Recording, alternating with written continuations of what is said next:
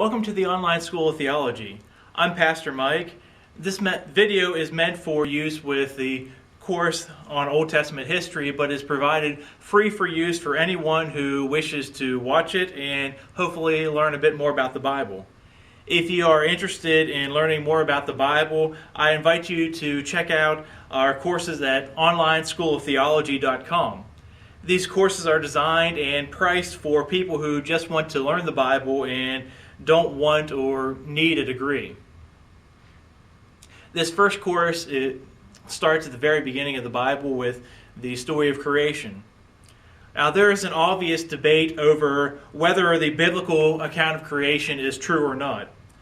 I think that part of this debate is actually blown out of proportion, while another part is actually oversimplified. In short, if you don't believe the Bible, you really have no reason to believe in creation. People who don't believe in creation must come up with some sort of theory on our origin, and evolution is the most popular theory to explain our existence. That's the part that I believe is overblown. Why should we expect non-religious people to hold to an obviously religious theory of our origin? I'm using the word religious here because Christians and Jews both follow the Old Testament and have the same creation story as part of our heritage. However, there are many other religions that have some kind of creation story as well. I, as a Christian, hold to a Christian interpretation of the creation story. My point is, why would someone who holds no value for a creation story choose to believe it over supposedly scientific theories of our existence? We shouldn't be surprised that non-religious people don't want to be taught a religious theory of our origin, any more than religious people don't want theories that appear to contradict the Bible being taught to them and their children. So with that in mind, I'm not trying to debate or convince a non-religious person that the biblical story of creation is the correct one. My goal today is to discuss what the Bible says about the story of creation and how Christians should go about interpreting it. This is where I think things have been oversimplified and perhaps we've failed in our teaching as a church. The assumption is that Christians believe in creation and non-Christians believe in evolution. But there are a number of people who consider themselves Christians who also believe in some form of evolution. The question is, does the Bible support that? For starters, there are some people who call themselves Christians who pretty much say the scientific evidence is overwhelming and the Bible can't be trusted so far as it has to do with scientific matters. This really isn't a debate for these Christians either. We're going to look at what the Bible says and try to interpret that properly. At the heart of Christianity is the death and resurrection of Jesus. Science says that people don't rise from the dead. Science says miracles don't exist. I'm not saying that you ignore everything science says just because you believe that the Bible says something differently. What I am saying, though, is that there are obvious contradictions between the Bible and science, and as Christians we need to look at what the Bible says and try to figure out, how does this line up with science, or is science wrong? Has science reached the wrong conclusion? All religions require a certain amount of faith. And for that matter, so does science. We weren't witnesses to creation. So we believe that it happened as it is recorded. In the same vein, scientists have not been watching evolution happen for the millions of years that they say it's been going on. They deduce their own conclusions based on only what they can observe, and obviously only what's been observed for a very short amount of time. they hypothesize and reach their own conclusions. They have not witnessed it. They have not recorded millions of years of history. So science requires a certain amount of faith as well. So let's go back to the Bible.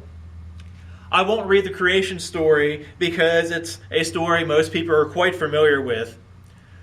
But in case you haven't read it in a while, it is in Genesis chapters 1 and 2. One of the things that we are told, and this is probably the most important detail for our debate, is that creation occurs in 6 days, and that God rested on the seventh day. Some people will say, well, there it is, it's in black and white, God created in 6 days. If you believe the Bible is true, you have to believe in a literal 6-day creation. This is obviously the most literal way of interpreting the story.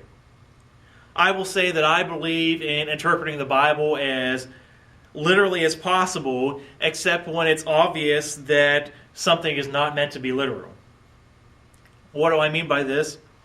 The shorter explanation would be a case where I might say something in the Psalms that God will shelter you under his wings. This probably should not be interpreted to mean that God literally has wings. It should be understood as a metaphor for God's protection. The creation story, however, is one that can be taken literally without any stretch of the imagination. But let's look at a few other possibilities just for the sake of argument. The popular belief, other than a literal 6-day creation, is known as theistic evolution.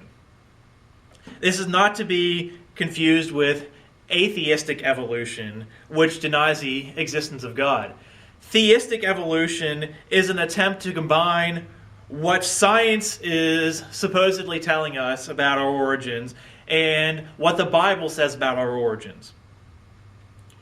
Ordinarily, I believe that this is an admirable goal because God is the creator of science and all that is around us. The things that we can't explain around us are not unexplainable. They simply have not been explained yet.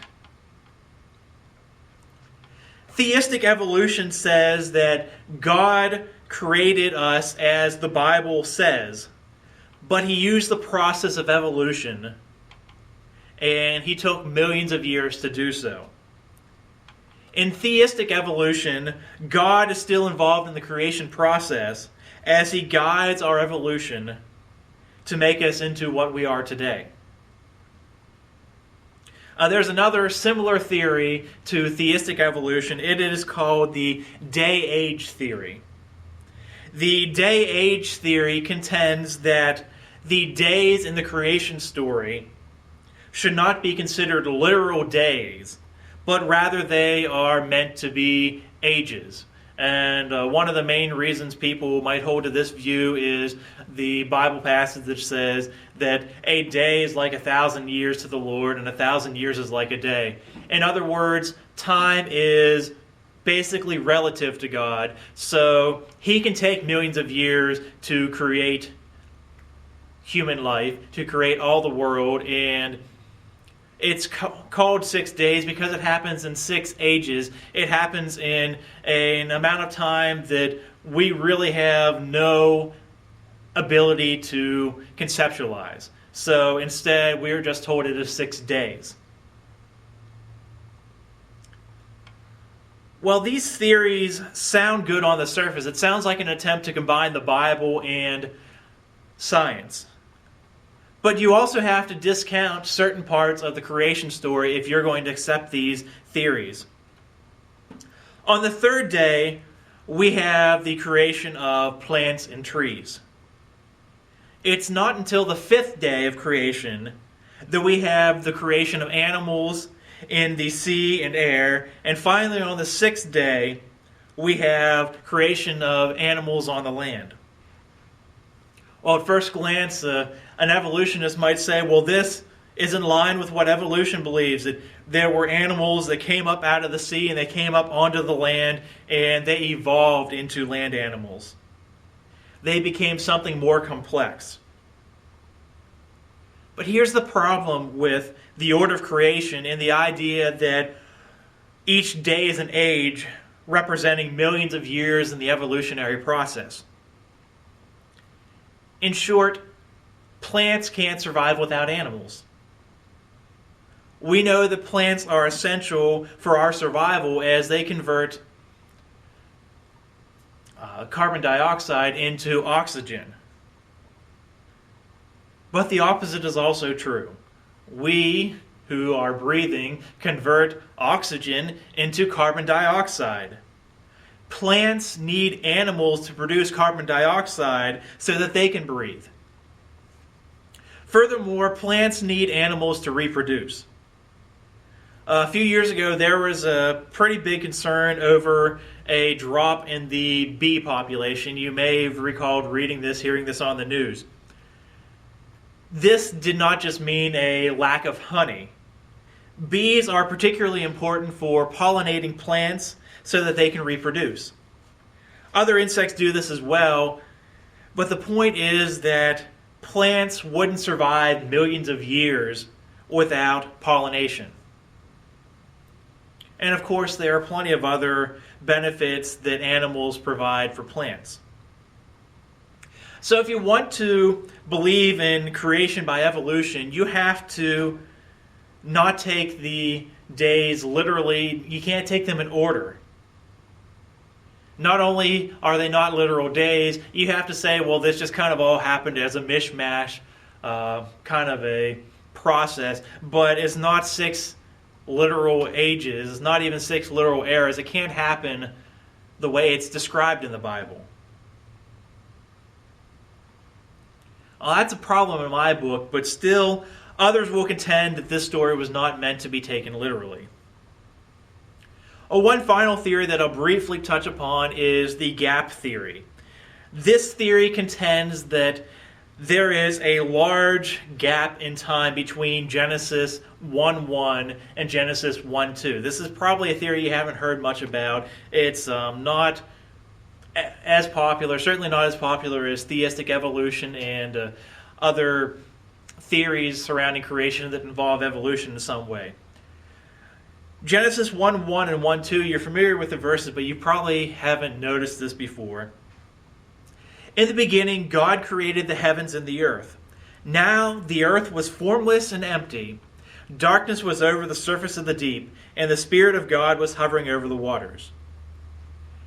This theory, the gap theory, contends that God created everything good in verse 1. But in verse 2, it says everything was formless and void with darkness. People who hold to the gap theory contend that this is evidence that something went wrong between verse 1 and verse 2. There's different interpretations as to what happened here. Some people believe that the fall of Satan occurred between verse 1 and verse 2. And Satan corrupted the world. Verse 1, God created everything and it's good. Satan falls, and in his fall, the world is corrupted. That makes it formless and void. That makes it dark. Others say that verse 1 is when the dinosaurs roamed the earth, and it did happen 65 million years ago, or much longer than that. 65 million years is when supposedly the last dinosaurs died out. What takes place after verse 2 and what we have recorded in the rest of Genesis 1 and 2 is actually a recreation rather than God's original creation. Well, the problem with the gap theory and all the different theories that are similar to this is there's no reason to conclude any sort of gap between Genesis 1:1 and 1:2. It's purely speculative. Sure, science says the dinosaurs existed long before man ever did, and that can't be true if God created in a literal 6 days. But why jump to the conclusion that God recreated everything? Why jump to the conclusion that God must have recreated everything in order for dinosaurs to have existed. The gap theory takes a whole lot for granted and makes far too many assumptions for me to feel comfortable with subscribing to it. Obviously, I didn't address all the theories surrounding creation in this brief video here. I didn't provide the counter arguments for some theories about theistic evolution. There's plenty of science around creation that I didn't address. This is simply meant to be a brief overview of what the Bible says about creation and what Christians believe about it. I personally believe that we should hold to a literal account of creation. I believe that there's no other reason not to. But I do recommend further investigation on the topic before forming an opinion on the issue. Thank you for your time.